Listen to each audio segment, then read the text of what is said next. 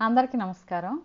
ఈరోజు మన కథ సత్యం శంకరమంచి రచించిన అమరావతి కథల నుంచి ఏడు పెరగనివాడు. అది రుద్రభూమి. పుట్టిన ప్రతివాడు ఆఖరికి చేరుకునే పుణ్యభూమి. జీవితం అనే అవిశ్రాంత యానంలో ఆఖరి ద్వారం అది. ఆ ద్వారం దగ్గర నుంచుని ఉన్నాడు కాటికాపరి యేసోబు. చీకటంత నల్లగా ఉన్నాడు యేసోబు. కాగడాల్లా ఎర్రటి కళ్ళు, గుబురు మీసం, బేతాళుడి చేతులు. సుబ్బయ్య గారు బుగ్గైపోతుంటే కొడుకులు మనవలు గోలు గోలున ఏడుస్తున్నారు. గుండెలు అవిసిపోయేట్టు, రాళ్ళు కరిగిపోయేట్టు. అనాథలమైపోయినాం, ఎవరు దిక్కు మాకు అని ఆకాశానికి అంటేటట్లు విలపిస్తున్నారు. ఆ ఏడుపులు, ఆవేదన, ఆ బాధ ఏమీ యేసోబు కంటలేదు.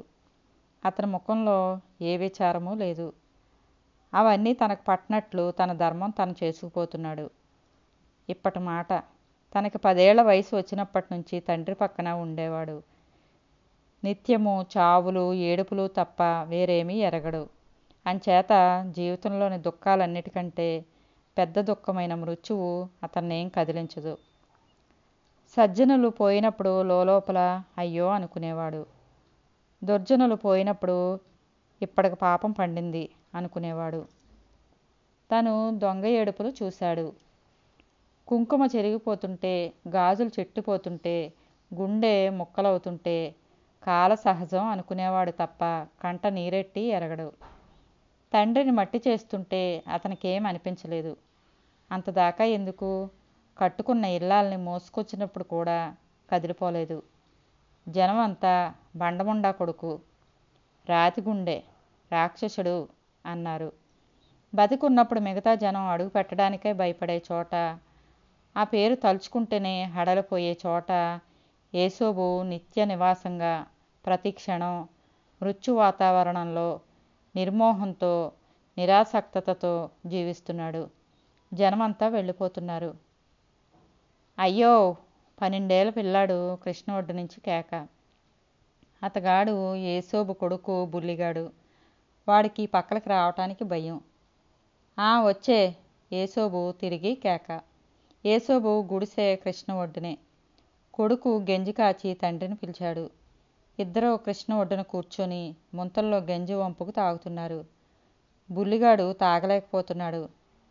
ఏటైందిరా అని తండ్రి కొడుకుని దగ్గరకు తీసుకుంటే బుల్లిగాడి ఒళ్ళు కాలిపోతుంది.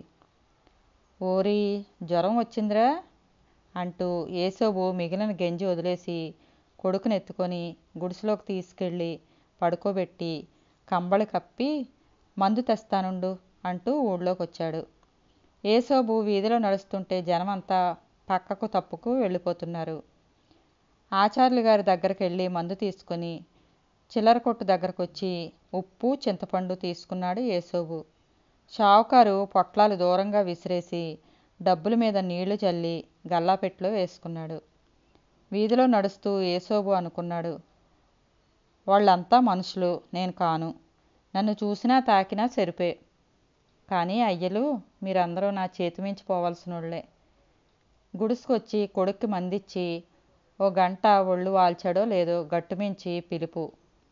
మృత్యుకి పగలు రాత్రి లెక్కేమిటి? తనకు వేళాపాళా లేదు. లేచి వెళ్ళాడు యేసోబు.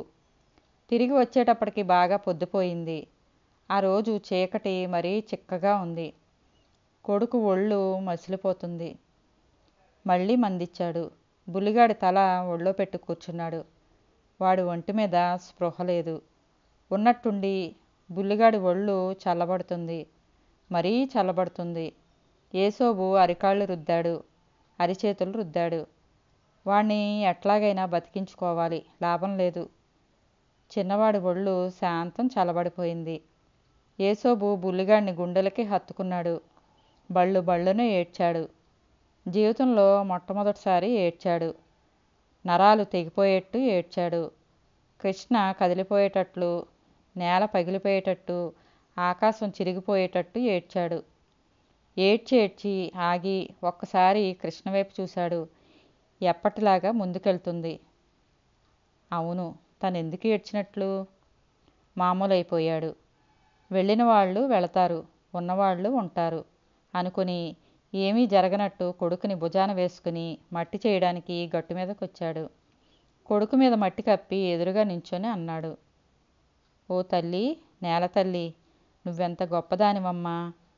ఏడు పెరగని వాణ్ణి. ఈ బుడ్డాడి కోసం ఏడుస్తానేమోనని ఆడిని ముందే తీసుకెళ్ళావా అమ్మా? లేకపోతే ఓరి బుడ్డాడా, నీ అయ్యపోతే నువ్వు ఏడుస్తావేమోరా. బతుకంతా ఏడు పెరగకుండా బతికిన ఏసోబగాడు పోయాక వెనక ఎవరో ఏడవకూడదని ఆడినిప్పుడే లాక్కెళ్ళావా తల్లి? కానమ్మా, నాకేం దిగులు లేదు. కాని తల్లి, నే పోయాక మట్టి చేసేందుకు మడిసి లేకుండా పోయాడు. కొంచెం ఆ సమయం వచ్చినప్పుడు కొంచెం ముందు చెప్తివా? నేనే గొయ్యి తీసుకు అందులో పడుంటాను. ఆ పైన నువ్వే మట్టి కప్పుకో తల్లి అంటూ ఆకాశం వైపు చూసి పిచ్చిగా నవ్వాడు. కథ సమాప్తం.